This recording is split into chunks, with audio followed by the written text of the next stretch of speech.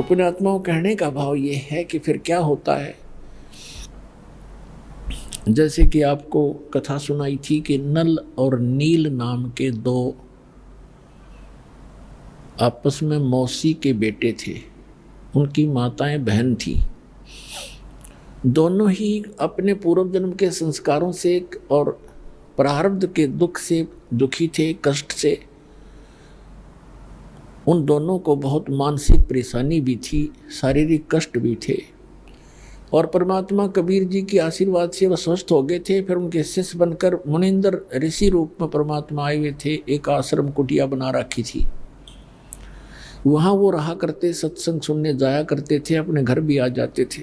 जैसा कि आपको पहले भी बताया है कि उनके हाथों में समुद्र के अंदर कोई वस्तु ना डूबने का ये कैसे वो चमत्कार करामात आई थी।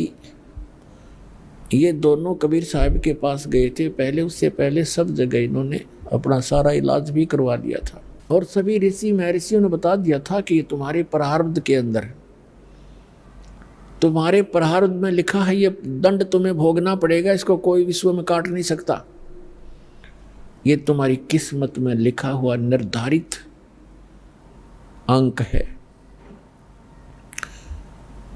लेकिन फिर भी आत्मा को मालूम है कि परमात्मा एक ऐसी शक्ति है कि वो सर्व संकट और सब पापों का नाश अवश्य कर देते हैं। इसलिए परमात्मा की खोज में संतों के पास जाते हैं और संत ही रूप में परमात्मा आते हैं।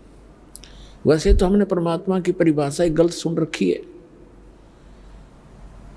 हम निराकार मानते हैं भगवान को। तो साधु कहते हैं, कबीर साहब कहते हैं कि पर्वत पर्वत में फिरा, कारण अपने राम, राम जैसे संत मिले जिन सारे सब काम। परमात्मा के लिए भटक रहा था, कहीं पर्वत पर, कहीं गुफाओं में, लेकिन कोई संत मिला जिससे वो लाभ हुए जो भगवान दिया करता है। तो वो संत नहीं, वो स्वयं परमात्मा ही होते हैं। और ये परमात्मा आते रहते हैं अपनी प्यारी आत्माओं को परमात्मा में आस्था बनाए रखने के लिए। उनको सतमंत्र दे जाते हैं, कुछ अपने आशीर्वाद से उनकी बैटरी चार्ज कर देते हैं, पुण्य बना देते हैं, और ताकि उनमें उनके ऐसे दुख दूर कर देते हैं वो सोच भी नहीं सकते। फिर उनकी आस्था भगवान में दृढ़ हो जाती है। यही कारण रहा कि अभी तक हम परमात्मा परमात्मा कहते आए और भगवान से डरा करते, सर्व सुख पूर्व में परमात्मा से चाहा करते थे। आज से 50-60 वर्ष पहले वर्षा होती नहीं थी, होती थी भगवान से अर्ज करते थे तो वर्षा होती थी।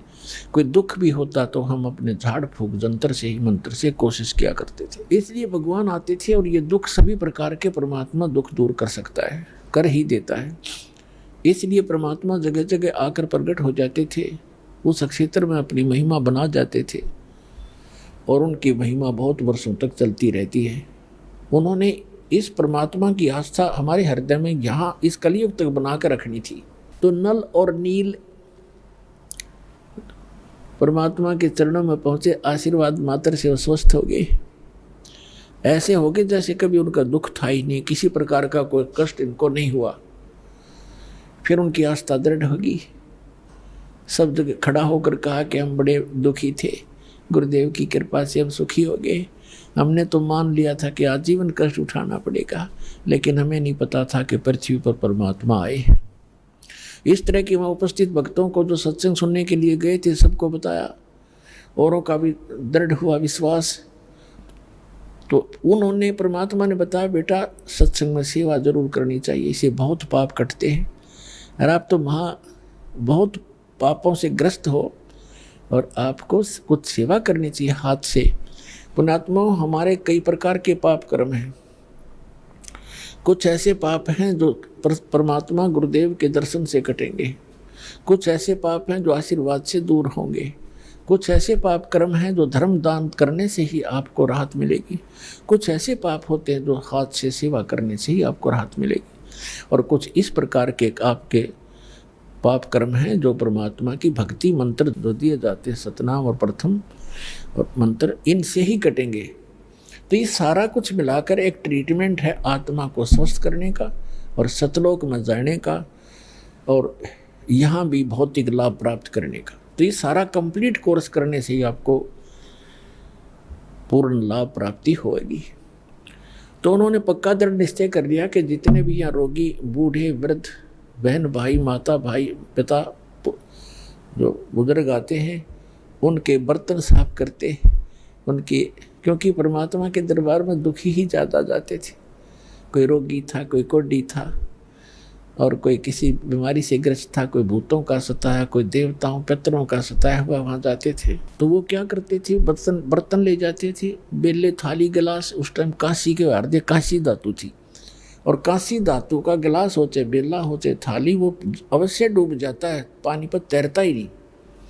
तो उस समय ऐसा साधन था कि पहले बर्तनों को या कपड़े धोने होते तो पानी में भिगोया करते, घंटा 2 घंटा, उनका वो मैल गल जाता, फिर साफ करा करते रेती कपड़ों को, ऐसे बर्तनों को रेत रात से। तो वो क्या करते थे, गंगा यानी दरिया के किनारे बैठ जाते थे, उन बर्तनों को भिगो के, कपड़े होते कपड़ों को, और 1 घंटा 1.5 घंटा एक वृक्ष के नीचे बैठ कर भगवान की चर्चा करते थे।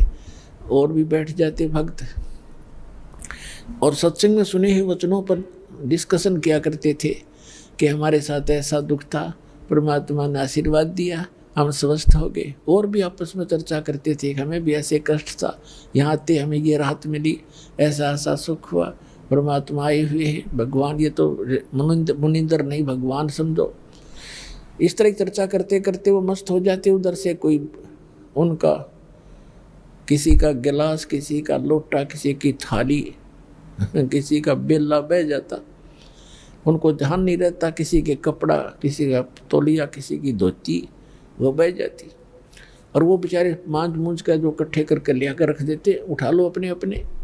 अब किसी की थाली नहीं, किसी का बेला नहीं, किसी का गिलास नहीं, तो कहते भी हमारा ये नहीं मिला, हमारा ये नहीं मिला। तो कहते जी हम तो जितने ले गए थे उतने ले आए। तो और दूसरे जो भगत जाते थे सेवादार बर्तन साफ करने के लिए, वो बताया करते थे कि ये ध्यान नहीं देते, ये बैठ के गप्पे मारने लग जाते हैं और वो बह जाते हैं, इनको ध्यान नहीं रहता। तो उन्होंने आखिर में ये शिकायत परमात्मा तक पहुंचा दी कि जी आप अपने जो 2 भक्त हैं, ये इनको हमने मना भी कर लिया कि आप सेवा रहने दो, कि सेवा ना करो, हमारे तो गिलास कहाँ से लाए इतनी दूर जंगल से गांव में जा करके, हम तो दुखी हो जाते हैं, हमने यहाँ 2-4 दिन रुकना है, सत्संग है। और ये मानते नहीं, रोने लग जाते हैं, कहते हैं आगे ठीक रखेंगे, ध्यान रखेंगे, और परमात्मा जी फिर भी ऐसे ही करते हैं। आप इनसे कहो कि ये हमारी सेवा ना करे, कोई और कर लेगा।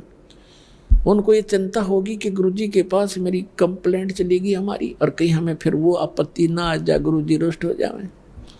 चरणों में पड़ गए, बुरी तरह रोने लग गए, कहा भगवान हमारी सेवा ना छीनना, हमारी सेवा ना छीनना दाता, हम बिल्कुल आगे से बिल्कुल ठीक करेंगे, वे बहुत ध्यान रखेंगे।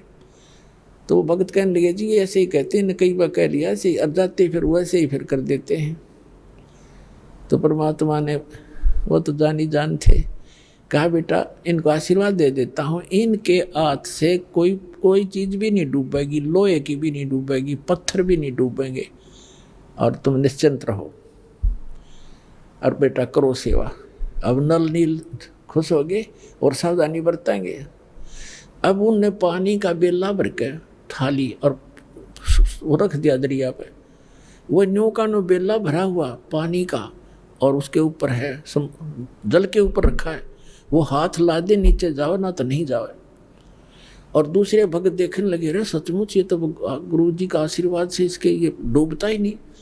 उन्होंने, दूसरों ने भी कोशिश कर ली, पकड़ कर 2-2, 3-3 उस बेले को बाहर खींचने की, वो थाली को पानी की भरी हुई जो तैर रही थी, उनसे हली नहीं। और वो हथलाओं जब बाहर आ जाए, रखे वही सेट हो जाए।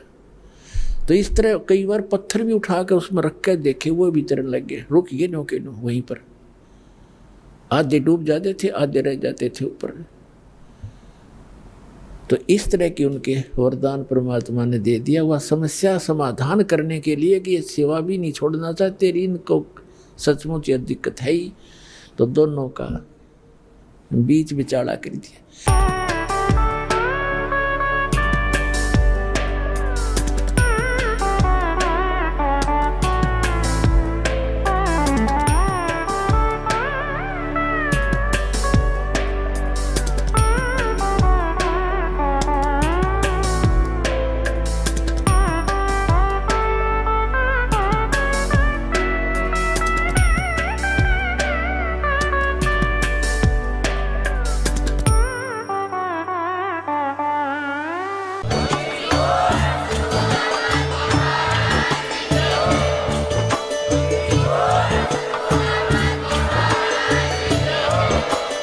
आप सुन रहे थे जगत गुरु तत्वदर्शी संत रामपाल जी महाराज जी के मंगल प्रवचन। अधिक जानकारी के लिए विजिट कीजिए हमारी वेबसाइट www.jagatgururampalji.org। संत रामपाल जी महाराज जी के शुभ आशीर्वाद से पूरे विश्व भर में 500 से भी ज्यादा नाम दीक्षा केंद्र हैं, जिन पर संत रामपाल जी महाराज जी द्वारा ऑनलाइन निशुल्क नाम दीक्षा दी जा रही है। अपने नजदीकी नाम दीक्षा केंद्र का पता करने के लिए संपर्क करें 8222880541।